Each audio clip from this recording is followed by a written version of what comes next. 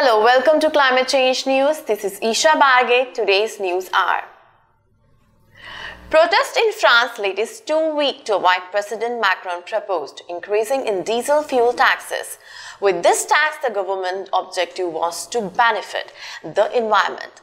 In yet another ambitious steps, Macron set up an autonomous team of 13 people dubbed the High Council on Climate Change under the chairmanship of Leclerc to advise the government on policy regarding climate change and the Paris Climate Agreement. Donald Trump has dismissed a report released by his own government that warned climate change could kill thousands of Americans each year and slash the GDP by more than 10% by 2100. The report, volume of the fourth National Climate Assessments, is work of 13 federal agencies and 300 leading scientists, states unequivocally that climate change is happening, is human caused, and will get worse if you don't take action to reduce greenhouse gas emissions.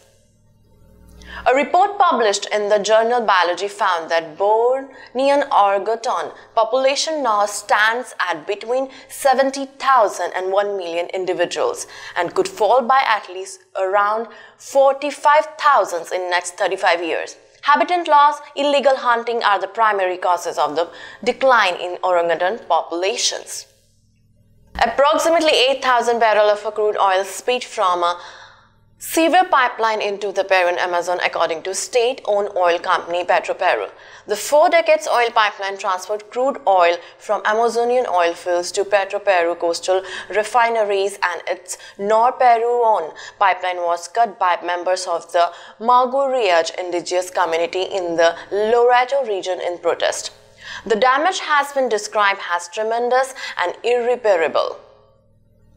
A report from IPCC indicates that increased use of coal, oil and gas, especially in China and India, are the major reasons of the growing CO2 emissions in 2018.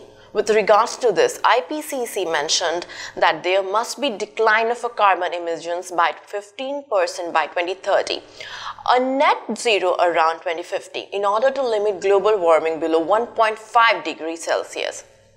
This Monday, the World Bank has announced its investment of $200 billion to fund against climate change between 2021 and 2025. According to Z, the CEO of International Finance Corporation, this funding would be used to help finance renewable energy, green building, climate-smart agriculture business, urban transportation, water and urban waste management.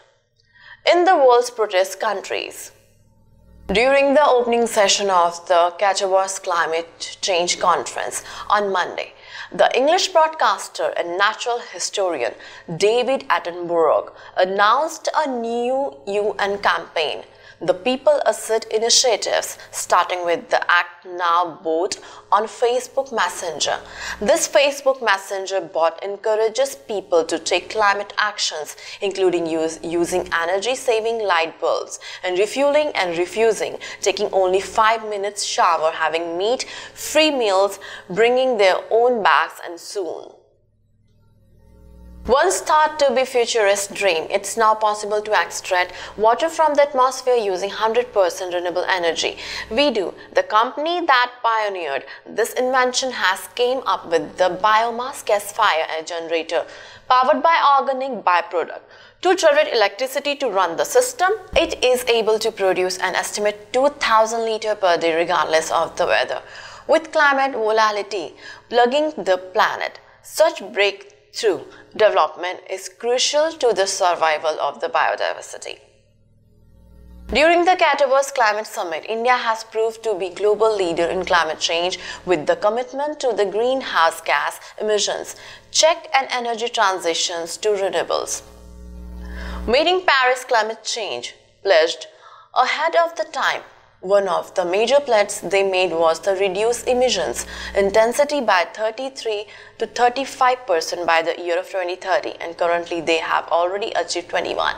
However, India still faces a lag in the increase of forest land areas, which is one of the pledge as well.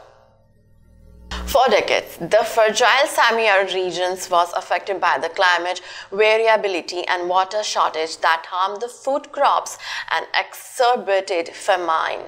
But with the new East Darfur Natural Resource Management Project, the region has been policy reform being implemented and the construction of the natural resource infrastructure to aid the locals' livelihood, as well as working on an issue of deforestation and low soil fertility. Thanks for watching us. This is Isha Bargait. See you soon.